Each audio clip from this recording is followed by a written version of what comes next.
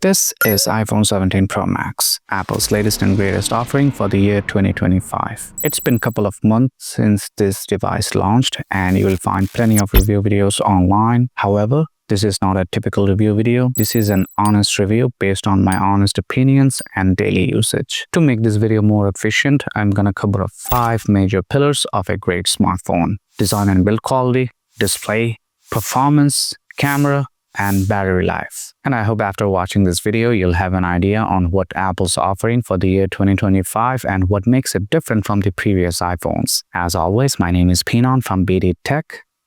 Let's begin.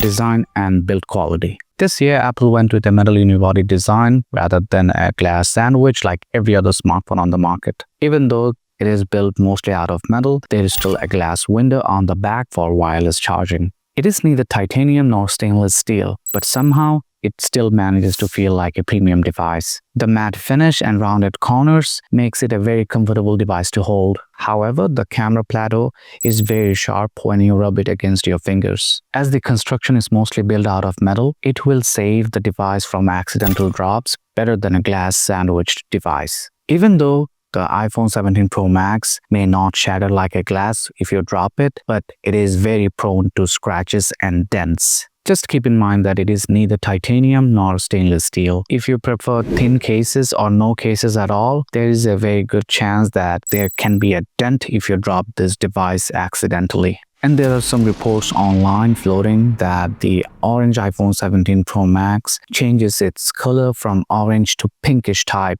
So overall, I'll give this device a solid 7 out of 10 in design and build quality. Display.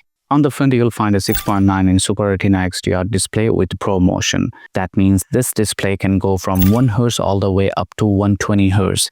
The 1 Hz usually comes into play in terms of always-on display. Unlike Samsung displays, it is not super vivid, but it is more close to real-life colors. It almost feels like you are looking at a paper copy. But at the end of the day, it boils down to personal preference, whether you like the vivid colors of Samsung or natural-looking colors of iPhone. The display is protected by Ceramic Shield 2, which is 4x more stronger than Apple iPhone 12. The bezels are very thin over here, and you will notice it right away. The display can go up to 3000 nits, and to be honest, I never wished the display to be any brighter. This year, Apple decided to add the anti-reflective coating just like the Galaxy S24 and S25. Even though it is not as good in managing the reflections like the Galaxy S25, I'm still glad that Apple borrowed the feature from Samsung. The iPhone 17 Pro Max supports HDR10 and Dolby Vision, which makes it a great device for media consumption as well. So overall, I would give this device a solid 9 out of 10 in the display section. Performance. Under the hood, you will find Apple's latest and greatest A19 Pro chipset. There is nothing much to say about it. In a word, it can handle anything you throw at it. On a day-to-day usage, it handles everything with no issue. On Geekbench and Antutu benchmark, this device hits some impressive numbers, which can even be compared with some latest laptops. All the games that I threw at it, it played like a charm. I tried quite a few games, but mostly PUBG. And the iPhone 17 Pro Max can go up to 120 FPS without a hitch. Even though I found some minor hiccups in the game, but I'm pretty sure if you use a supercomputer, PUBG will still lag. During heavy usage and gaming, the device did get a bit hot, but nothing serious. But the good thing is the device can cool down faster than the previous iPhones. And I think it's the aluminum, which is better than titanium and stainless steel or glass in heat dissipation. But when we compare the scores with the latest Snapdragon 8 Gen 5, it feels a bit behind, but we still have to test it. So make sure to subscribe so that you don't miss the updates. Overall, I would give this device a solid 9 out of 10 in the performance section. Camera. On the back, you'll find triple 48 megapixel camera cluster, and on the front, you'll find an 18 megapixel selfie shooter. The back cameras are great. They take reliable photos and videos. The back cameras can shoot up to 4K 120 FPS, but keep in mind you can't use all the lenses or focal lengths if you decide to shoot it in 4K 120 FPS. You have to be in 4K 60 FPS to access all the focal lengths and camera sensors. The video quality is great. The photo quality is great. the OIS is top-notch. To be honest, you can't go wrong with any of these cameras. Here are some samples.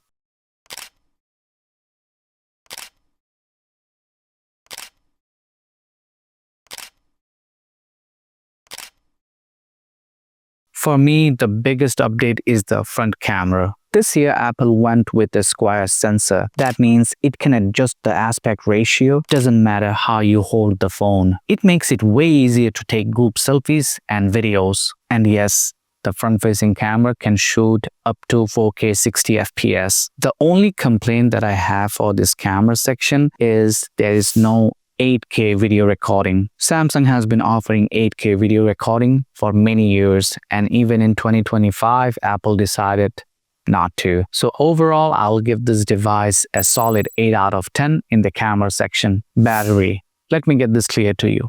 If you are a light user, this is a solid 2-day phone.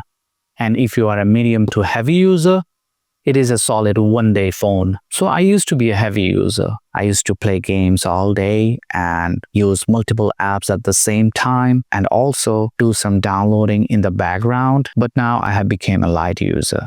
I typically check my emails, watch YouTube videos, and scroll through social medias. But for this video, I decided to be a heavy user again. And I'm not gonna lie, I was very impressed on an iPhone's battery after a very long time. The battery is phenomenal, but if you only compare it with the previous iPhones. In 2025, only Apple and Samsung is still sticking with 5000 mAh battery for their flagship devices. And if you compare it with some other offerings on the market from OnePlus, Xiaomi, Oppo, Vivo, and other likings, you will find more battery capacity, faster charging, and silicon carbon technology as well. For the iPhone 17 Pro Max, the maximum charging speed is 40 watts. So overall, I would give this device a solid 8 out of 10 in the battery section. Conclusion. So the average score for the iPhone 17 Pro Max is